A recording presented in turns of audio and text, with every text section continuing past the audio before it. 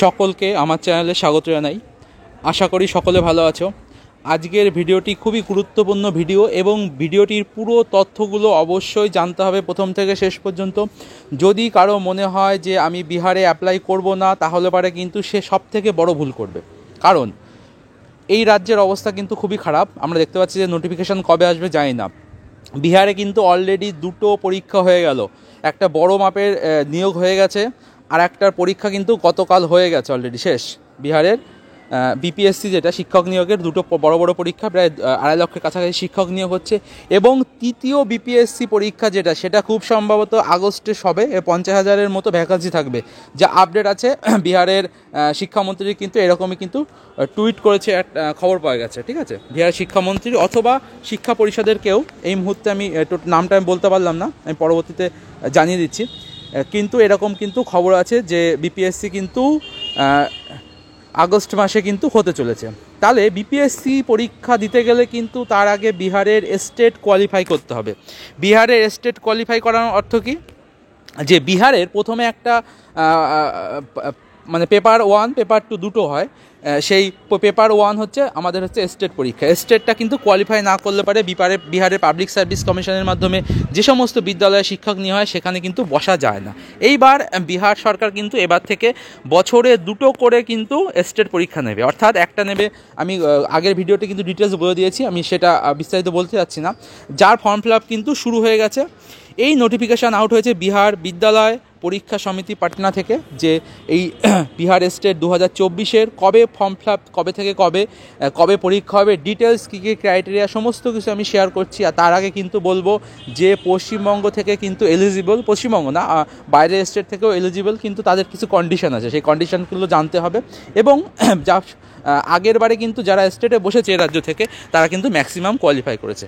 এখানে কিন্তু আহামরি ভালো খুব বেশি টাফ কোয়েশ্চেন হয় না, কারণ ওদের হচ্ছে ল্যাঙ্গুয়েজ যেটা, সেটা হচ্ছে হিন্দি ইংলিশ থাকে, সেই জায়গায় দাঁড়িয়ে কিন্তু পাস করা কোনো ব্যাপার না। এবার পুরো পদ্ধতিটা কি ফর্ম ফিল আপের, আমি সেই তথ্যটাও শেয়ার করব। আমি দেখিয়ে দিচ্ছি ওয়েবসাইটে ঢুকে যে কোথা থেকে কীভাবে ফর্ম ফিল আপ করবো, খুঁটিনাটি পুরোটা কিন্তু দেখতে হবে, এবং কী কী ডকুমেন্টস আপলোড করা, কত টাকা কীভাবে পেমেন্ট করতে হবে। আর কিন্তু পেমেন্ট হয়ে গেলে কিন্তু কোনো কারেকশানের কিন্তু সুযোগ নেই। ঠিক আছে, এই জিনিসটা কিন্তু মাথায় রাখতে হবে। তাহলে যারা অ্যাপ্লাই করবে, চাইলে দুটোতে অ্যাপ্লাই করতে পারো, 9, 10, 11, 12 দুটোর জন্যই। আর যদি না চাও তাহলে যে কোনো একটা অ্যাপ্লাই করা যাবে, এবং সেখানে যেই সাবজেক্টে পরীক্ষা দিতে চাও সেই সাবজেক্টটা তোমাকে বেছে নিতে হবে। এই ছিল হচ্ছে এই নোটিফিকেশান 422/2023। নোটিফিকেশান ডেট হচ্ছে 13-12 তারিখে বেরিয়েছে। ফর্ম ফিল আপ কিন্তু শুরু হয়ে গেছে, এবং চলো তাহলে দেখে নেই যে কিভাবে কোথা থেকে ফর্ম ফিল আপ করতে হবে এবং কী কী ক্রাইটেরিয়া আছে, সেটা আমি বিস্তারিত জানাচ্ছি। নোটিফিকেশানের কিছু তথ্য যেগুলো আমি প্রথমে বলে নিচ্ছি। প্রথমত পরীক্ষাটা হচ্ছে Bihar state 2024 post type entrance exam, কারণ এটা হচ্ছে স্টেট পাস করতে হবে। এক্সাম নেম যেটা, সেটা হচ্ছে state 2024। Name of the board Bihar school examination board. State full form secondary teacher eligibility test, অর্থাৎ টোটাল স্টেট। এইবার যেটা হচ্ছে এরপর পরীক্ষা কি মোডে হবে, অনলাইন মোডে পরীক্ষা হবে। সেশন 2024-25, যেহেতু 24 সালে পরীক্ষা হচ্ছে। Bihar state 2024 will release on 14 তারিখে রিলিজ হয়েছে, লাস্ট ডেট হচ্ছে 2/1/2024। আর অফিসিয়াল ওয়েবসাইট হচ্ছে তোমার www.bsebstate2024.com। এই ওয়েবসাইটে গিয়ে ফর্ম ফিল আপ করতে হবে। ফর্ম ফিল আপের ডেট জানা গেল। এরপর যেটা দরকার সেটা হচ্ছে পরীক্ষা কবে হবে। পরীক্ষা ডেটও বলে দিয়েছে, 1 মার্চ থেকে 20 মার্চের মধ্যে পরীক্ষা হতে চলেছে বিহারের এই প্রথম যে স্টেটটা হবে সেটার। ফর্ম ফিল আপের জন্য যে কোনো একটা, অর্থাৎ 9, 10 অথবা 11, 12-এর জন্য 960 টাকা জেনারেল হলে পারে। আর যদি দুটোই দিতে হয় তাহলে পারে 1440। আর যদি reserve category SC, ST, PH হয় তাহলে পারে 760। আর যদি তারা দুটোই পরীক্ষা দিতে চায় 9, 10, 11, 12, তাহলে পারে তাদের দিতে হবে 1140। পেমেন্ট করতে হবে অনলাইন মোডে। পেপার 1 সেকেন্ডারি এলিজিবিলিটি ক্রাইটেরিয়া কি, bachelor degree in related subject with 50% number থাকতে হবে, তার সঙ্গে বিএড অথবা মাস্টার ডিগ্রি এবং তার সঙ্গে বিএড, অথবা ব্যাচেলার ডিগ্রি অথবা master degree with minimum 45% marks, তার সঙ্গে বিএড, কিংবা 4 ইয়ার্স কোর্স বিএ বিএড অথবা বিএসসি বিএড এক্সাম পাস যদি হয়। For subject wise eligibility details read the notification. এবার বিস্তারিত যদি জানতে হয় নোটিফিকেশনে দেওয়া আছে এবং নোটিফিকেশন থেকে পেয়ে যাবে। পেপার 2 অর্থাৎ হায়ার সেকেন্ডারিতে যারা অ্যাপ্লাই করবে 11-12 জন্য master degree in related subject with 50% marks থাকতে হবে, তার সঙ্গে বিএড কোর্স করা থাকবে একটা, যে কোনো ট্রেন্ড, অথবা কি master degree with minimum 40% marks as per NCT norms, যাদের রিল্যাক্সেশন আছে সেটা, তার সঙ্গে বিএড, অথবা master degree with 55% marks and 3 year BEd MEd course. বাকিটা জানার জন্য ডিটেলস যদি চাও তাহলে পরে নোটিফিকেশানে দেখে নিতে হবে।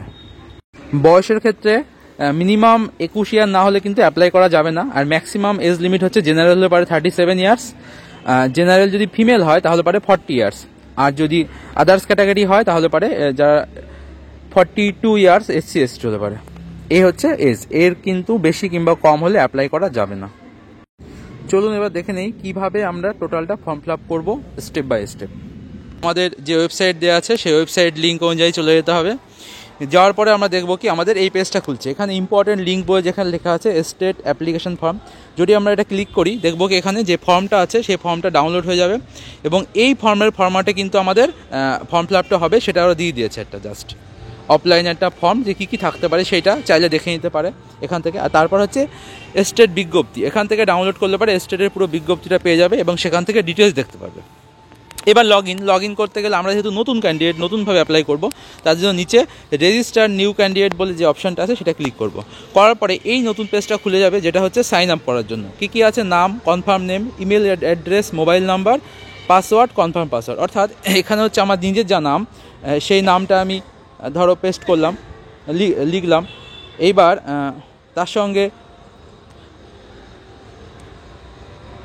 এখানেও প্রথম নিজের নাম লিখতে হবে। প্রথমে হচ্ছে নিজের নেম, তারপর হচ্ছে কনফার্ম করতে হবে নামটা। কনফার্ম করার পরে তার নিচে ইমেল আইডি, যে ইমেল আইডিতে কিন্তু মেল আসবে, মেসেজ আসবে, ওটিপি আসবে, অর্থাৎ এটা কিন্তু ঠিকঠাকভাবে দিতে হবে। তার নিচে মোবাইল নাম্বার, যেটা ওরা আপডেট দেবে সবসময়, কোনটা কখন পরীক্ষা, কখন কি আছে না আছে। আর নিচে পাসওয়ার্ড ক্রিয়েট করতে হবে, কিন্তু নিউমেরিক্যাল নাম্বার, বড় হাতে ছোটো হাতে, তার সঙ্গে স্পেশাল ক্যারেক্টার দিয়ে সংখ্যা দিয়ে কিন্তু ভালো একটা পাসওয়ার্ড তৈরি করবে। করার পর যে রেজিস্টার করার পরে মোবাইলে কিন্তু একটা ওটিপি চলে আসবে, সেই ওটিপি দিলে পারেই তোমার সাইন আপ হয়ে গেল। মানে এখানে সাইন আপ হয়ে যাওয়ার পরে এবার চলে যাবো কি আমরা লগ ইনে। এবার আমরা লগ ইন পেজে চলে এলাম। এবার আমরা যেই সাইন আপ করলাম, যে মোবাইল নাম্বার আর পাসওয়ার্ড ক্রিয়েট করলাম, সেটা দিয়ে কিন্তু আমরা এবার সাইন ইন করব। সাইন ইন করার পরে দেখো আমার ফর্ম ফিল আপ করবো যেই পেজটা, সেই পেজটা খুলে গেল।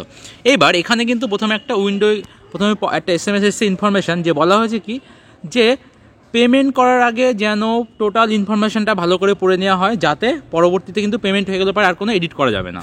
এটাকে আমি ওকে করে দিলাম। ওকে করে দেওয়ার পর এই যে হচ্ছে রেজিস্ট্রেশন ফর্ম স্টেটের, এটাকে আমাকে কেয়ারফুলি ফর্ম ফিল আপ করতে হবে, ভালো করে লক্ষ্য করবে এবং সেইভাবে কিন্তু ফর্ম ফিল আপ করতে হবে। এবার রেজিস্ট্রেশন ফর্মে কি অনলি ফর পেপার 1, মানে আমি শুধু কি 9-10 জন্য অ্যাপ্লাই করব, না অনলি ফর পেপার 2 মানে 11-12 জন্য অ্যাপ্লাই করব, না দুটোর জন্য অ্যাপ্লাই করব, তিনটাই করা যেতে পারে। যেহেতু তিনটের ফিস আলাদা, যেটা খুশি তুমি করতে পারো। আমি দুটোই প্রথমে চুজ করে নিলাম, যে ফর ক্লাস 9, 10 অ্যান্ড 11-12। এইবার যে ইনফরমেশানগুলো দেওয়া আছে সেগুলো আমি প্রত্যেকটা বলছি, সেইভাবে কিন্তু ফর্ম ফিল আপ করবে। প্রথম হচ্ছে BSED ইউনিক আইডি, অর্থাৎ আগে যদি কখনো ফর্ম ফিল আপ করে থাকো তাহলে পরে সেই আইডি দিতে হবে, যদি না থাকো তাহলে পরে দেওয়ার দরকার নেই। এবার হচ্ছে সিলেক্ট ডিস্ট্রিক্ট, আমি যেহেতু বিহারের অধিবাসী না, তার জন্য আমি অন্য স্টেট থেকে করছি বলে আমি এখানে আদার স্টেট দেবো। আদার স্টেট চুজ হয়ে গেল। Medium of appearing in examination, এখানে হিন্দি অথবা ইংলিশ ভার্সনে পরীক্ষা দেবো আমি, হিন্দি তো আমরা অতটা সড়গড় না। এইবার হচ্ছে এখানে ক্যান্ডিডেটের নাম যেটা, সেটা চলে আসলো, কোনো সমস্যা নেই। নিচে আছে mother's name, confirm mother's name, নিজের মার নাম ঠিকঠাক টাইপ করতে হবে। Father's name, confirm father's name. করার পরে এবার যেটা আসবে সেটা হচ্ছে ডেট অফ বার্থ। এখান থেকে তোমার যেই সালে জন্ম যেরকম, সেরকমভাবে ডেট অফ বার্থ এখানে চুজ করতে হবে। করার পরে সেটা confirm date of birth choose করার পরে এবার কনফার্ম ডেট অফ বার্থ করার পরে এখানে ক্যালকুলেট হয়ে কত বয়স সেটা চলে আসবে। এইবার হচ্ছে এখানে জেন্ডার মেল না ফিমেল যেটা হবে সেটা চুজ করবে এখানে। করার পর বলছে কি ক্যাটাগরি অফ দ্য ক্যান্ডিডেট, কোন ক্যাটাগরিতে বিলং করছে, SC ST OBC জেনারেল। এবার ধরো এখানে জেনারেল ক্যাটাগরি করা থাক। এবার কনফার্ম ক্যাটাগরি, আবার ক্যাটাগরিটা কনফার্ম করতে হবে, ভুল না হয়। সেই ভুলের জন্য ডাবল করে অপশান দিয়েছে। ন্যাশনালিটি ইন্ডিয়ান নেওয়া আছে অটোমেটিক। আর you have a domicile of Bihar state, যদি বিহার স্টেটের বাইরে হয় তাহলে পরে কিন্তু ডোমিসাইল আপলোড করতে হবে। ডোমিসাইল অনেক সম্পর্কে অনেকে কিন্তু অভিজ্ঞতা নেই। ডোমিসাইলটা হচ্ছে যদি আমি অন্য স্টেটে হয় সেখান থেকে আমার এসডিও অফিস থেকে এটা কালেক্ট করতে হয়। অনলাইনে ডোমিসাইলের জন্য অ্যাপ্লিকেশন করা যায়। অ্যাপ্লিকেশন করলে পারে এসডিও থেকে তুমি যে সেখানকার বাসিন্দা দীর্ঘ এত বছর ধরে রয়েছে সেখানে কিন্তু একটা রেসিডেন্সিয়াল সার্টিফিকেট, যেটা এক প্রকার, সেটা হচ্ছে এসডিও অফিসের অ্যাপ্লাই করলে পরে অনলাইনে সেটা দেয় এবং সেটা তোমাকে কিন্তু এখানে আপলোড করতে হবে। আর বিহারের বাসিন্দা হলে পারে করতে হবে না। ডোমিসাইল কিন্তু মাস্ট, ডোমিসাইল কিন্তু না অ্যাপ্লাই এখানে আপলোড করলে কিন্তু হবে না। এটা হচ্ছে অনলাইনে অ্যাপ্লাই করলে অনলাইনে কিন্তু ডোমিসাইল তোমাকে এসডিও অফিস থেকে পাঠিয়ে দেবে। আবার do you belong to different disability আছে কি না, সেটা যদি বিলং করো ইয়েস, আর যদি না করো তাহলে পারে নো। এবার যদি করলে পারে কী ক্যাটাগরি আছে সেগুলো লিখতে হবে, তার সঙ্গে সার্টিফিকেট আপলোড করতে হবে। এক্স সার্ভিসম্যান যদি হও তাহলে পারে ইয়েস, না হলে পারে নো। আমি না লিখে দিলাম না। এইবার হচ্ছে কোয়ালিফিকেশান ইনফরমেশানটা ভালো করে এখানে কিন্তু দিতে হবে।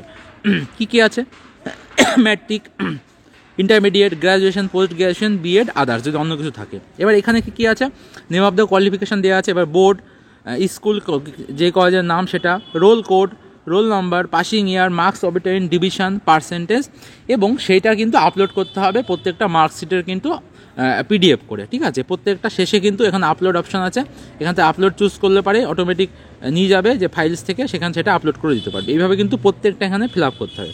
করার পর হচ্ছে সাবজেক্ট ফর টেস্ট পেপার 1, অর্থাৎ আমি 9-10-এর জন্য কোন সাবজেক্টের জন্য অ্যাপ্লাই করবে। এখানে আমার ম্যাথস সাবজেক্ট, এবার এখানে হচ্ছে সাবজেক্ট কোড দেখে নিতে হবে, যেমন ম্যাথস 110, ম্যাথস অ্যাপ্লাই করলাম। 11-12 পেপার 2, আমি এখানেও ম্যাথস অ্যাপ্লাই করবো, তার এখানে গিয়ে হচ্ছে আমি ম্যাথস 213, নোটিফিকেশানে কোড নাম্বার দেওয়া আছে সাবজেক্টের, অ্যাপ্লাই করলাম। এইবার এই স্টেটে কিন্তু আগে থেকে কিন্তু ব্যাঙ্ক ডিটেলস নিয়ে নেওয়া হয় ফর্ম ফিল আপ। আগে কিন্তু এরকম দুটো পরীক্ষা হতো না, একটাই পরীক্ষা হতো বিহার, এবং সেখান থেকে ডাইরেক্ট রিক্রুটমেন্ট হতো। তার জন্য ব্যাংকের কিন্তু টোটাল ডিটেলস দিতে হবে, কারণ পরবর্তীতে চাকরি পেলে কিন্তু এটাই কিন্তু স্যালারি অ্যাকাউন্ট হবে। তোমার হচ্ছে passbook, account number, branch name, account code, IFC code, যা যা দরকার।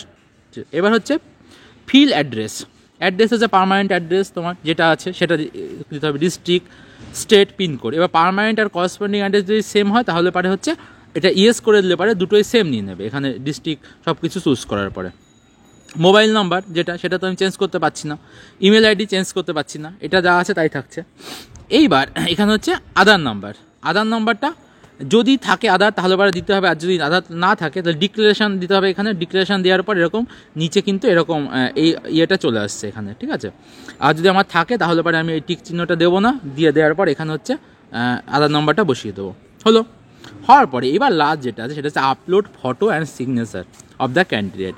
এবার এখানে কিন্তু লেন্থ বলে দিয়েছে কত হবে, যে ফটো সাইজ 20 KB থেকে 100 KBর মধ্যে হতে হবে, আর সিগনেচারও 10 KB থেকে 50 KBর মধ্যে জেপিজি ফরম্যাট হতে হবে, এবং সেটা হওয়ার পরে সেটা কিন্তু আপলোড করে দিতে হবে ওয়েবসাইটে।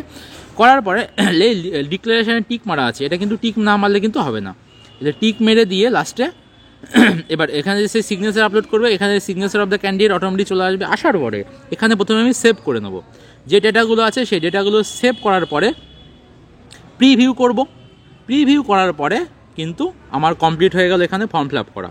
এবার এখান থেকে ফর্ম ফিল আপ যেই প্রিভিউ করার পরে ওখানে সাবমিট আসবে, সাবমিট করে দেওয়ার পরে আমার পরের পেজ চলে আসবে যেখানে পেমেন্টের অপশান। এইবার এই প্রিভিউ করার সময় কিন্তু ওখানে কিন্তু লাস্ট তুমি পেমেন্ট হয়ে গেলে কিন্তু আর এডিট করতে পারছো না। ওর জন্য এই যে ফিল্ডগুলো বললাম প্রত্যেকটা আশা করি বোঝা গেছে এখানে যা যা আছে। করার পরে ফর্ম ফিল আপ কমপ্লিট হয়ে গেল, করার পরে এবার পেমেন্ট করলে পরে মোবাইলে SMS চলে আসবে, OTP চলে আসবে, দিয়ে এখান থেকে ডাউনলোড রেজিস্ট্রেশন ফর্ম এই সাইডে আছে। যেহেতু আমি পেমেন্ট করিনি, কিছু করিনি, ওর জন্য এখানে দেখাচ্ছে না। এখানে ডাউনলোড রেজিস্ট্রেশন ফর্ম, এখান থেকে যেই ফর্মটা তুমি ফিল আপ করবে সেই ফর্মটা এখানে দেখা যাবে। দেখার পরে ওখান থেকে ফর্মটা প্রিন্ট আউট করে নেবে, নিয়ে তোমার ফর্ম ফিল আপ কমপ্লিট হয়ে গেল পারে, ব্যাস।